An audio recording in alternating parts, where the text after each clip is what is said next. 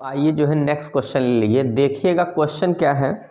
ये application of derivative का है, मतलब डिफरेंशिएशन के एप्लीकेशन का, वो भी मैक्सिमा और मिनिमा का है।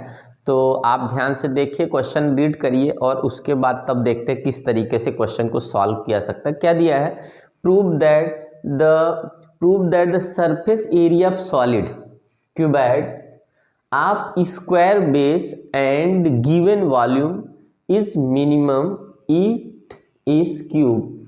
मतलब बताना है कि प्रूफ करना है कि the surface area of solid cuboid आप स्क्वायर बेस अगर हो उसका, ठीक है, and given volume is minimum अगर हो तो वह क्यूब होगा। इसका मतलब है कि अगर कोई क्यूबॉइड हो जिसका बेस जो है स्क्वायर हो और वो क्या होगा, मिनिमम अगर वॉल्यूम अगर होगा उसका, मिनिमम सरफेस एरिया हो, ठीक है, तो उसके बाद क्या है, square base and given volume given हो तो क्या है, इज मिनिमम हो, तब उसका उसको बोलेंगे कि ये क्या है, क्यूब है। और ये 2009-2005 में आया हुआ क्वेश्चन है।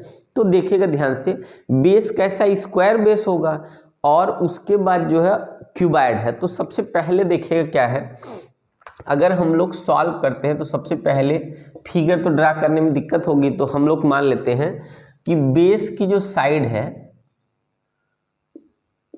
वो कितनी होगी, x है, और अदर साइड जो होगी वो कितनी होगी, y होगी, ठीक है। तो सबसे पहले क्या है, एरिया ही, सरफेस एरिया यस मान लिया तो क्या हो जाएगा, नहीं तो वॉल्यूम पहले मान लेते हैं। तो वॉल्यूम इक्वल हो जाएगा हम लोग का एक्स स्क्वायर इंटू वाई। ए क्यूब होता है, मतलब क्यूबॉइड का length into breadth into height होता है, तो ये बेस हो गया, तो ये इसकी वैल्यू आ गई, ठीक है। आए कोई तो वाई की वैल्यू हमारे पास क्या नहीं मिल गई, तो v/x स्क्वायर मिल गया। इसको मान ले फर्स्ट इक्वेशन, ठीक है। अब एरिया यस को सरफेस एरिया अगर बोले तो सरफेस एरिया क्या होगा, ये क्यूब का हो गया, और ये क्यूबॉइड, ये हमारा ये स्क्वायर, ये आपका रेक्टेंगल रेक्टेंगल रेक्टेंगल रेक्टेंगल, और ये फिर से आ गया स्क्वायर। तो 2 स्क्वायर हो गया और 4 हमारा रेक्टेंगल हो गया। तो यस इक्वल हो गया कितना, 2x स्क्वायर प्लस यहाँ हो जाएगा 4xy। तो यस इक्वल हो गया 2x square plus 4x। Y की वैल्यू यहाँ से लेंगे तो v/, कितना, x स्क्वायर होगा, एक x कट गया, तो यस इक्वल हो गया 2x स्क्वायर प्लस कितना हो गया, 4v/x। ये आ गया आपका s की वैल्यू।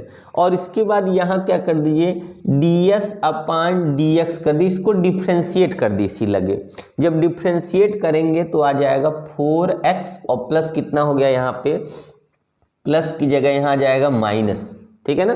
कितना आ जाएगा, यहाँ पे डिफ्रेंशिएट करेंगे 4x और यहाँ पे करेंगे तो आपका हो जाएगा कितना, ये आपका हो गया माइनस। जब इसको ले जाएंगे तो ऊपर ले जाएंगे तो कितना हो जाएगी, आ गया ये माइनस, ये ऐसे हो जाएगा इस तरीके से, और यहाँ हो जाएगा हम लोग का एक तरह से -4 1/x स्क्वायर v के साथ, ये इस तरीके से होगा, ठीक है, कोई दिक्कत नहीं आए समझ में।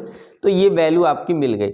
अब क्या करना हम लोग को कि ds/dx इक्वल टू क्या कर देना, जीरो। मैक्सिमा या मिनिमा के लिए क्या कर देना, पहले जीरो। जब जीरो करेंगे तो 4x क्या होगा, -4v/x स्क्वायर इक्वल टू क्या हो गया, जीरो हो गया।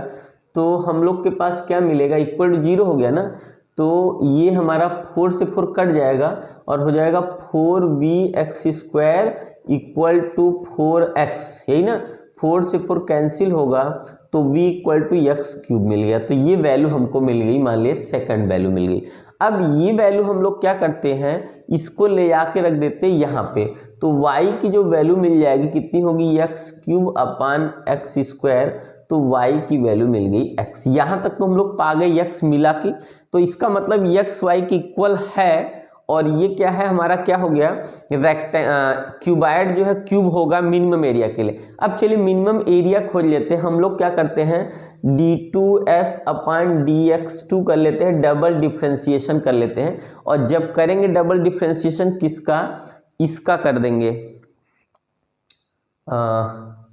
इसका डबल डिफरेंसेस करेंगे तो आ जाएगा 4 फिर माइनस, इसका जब करेंगे तो हो जाएगा 4, अब यहाँ बढ़ेगा बल्कि 4 नहीं होगा, यहाँ हो जाएगा प्लस 8b अपन कितना हो गया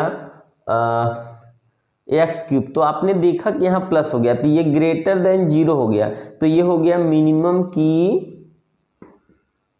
मिनिमम की कंडीशन हो गई, और जब मिनिमम हो गया तो इसका मतलब ये हुआ x इक्वल टू वाई हो गया, तो ये क्या हो गया, हेंस ये क्या हो गया, क्यूब हो गया, ये क्या हो गया, क्यूब हो गया। तो मिनिमम एरिया के लिए जो होता है वो क्या होगा, मिनिमम सरफेस एरिया के लिए क्या होगा, ये जो भी बेस अगर क्या होगा स्क्वायर बेस होगा तो ये क्या हो जाएगा, क्यूब हो जाएगा। आया समझ में, देख लीजिए आसानी से आपको समझ में आ जाए, कोई डाउट नहीं, वैसा पिछले जैसा ही क्वेश्चन है, थोड़ा सा इसमें जो है बेस दे के दिया था, उसमें भी सेम ऐसे ही दिया था, तो आप समझ जाएंगे, कोई दिक्कत नहीं है, ठीक है ना। ये पीछे ऐसे ही क्वेश्चन आते हैं जो पेपर में आपने एप्लीकेशन का देखा होगा, ये 4 या 6 मार्क्स के क्वेश्चन जो है ये इस तरीके से आपको मिल जाएंगे देखने को पेपर में, ठीक है। तो आप पिछला पेपर जरूर देखिएगा और इससे आप टैली कर लीजिएगा क्या आपके पेपर में आया हुआ। तो मैं जो कराता हूँ सेम पेपर में आया हुआ क्वेश्चन है, उन्हीं को कोशिश करता हूँ कराने की, जिससे आपकी प्रिपरेशन अच्छी बनी रहे। तो आप लोग ध्यान से देख लीजिएगा, ठीक है। तो आइए आगे बढ़ते हैं।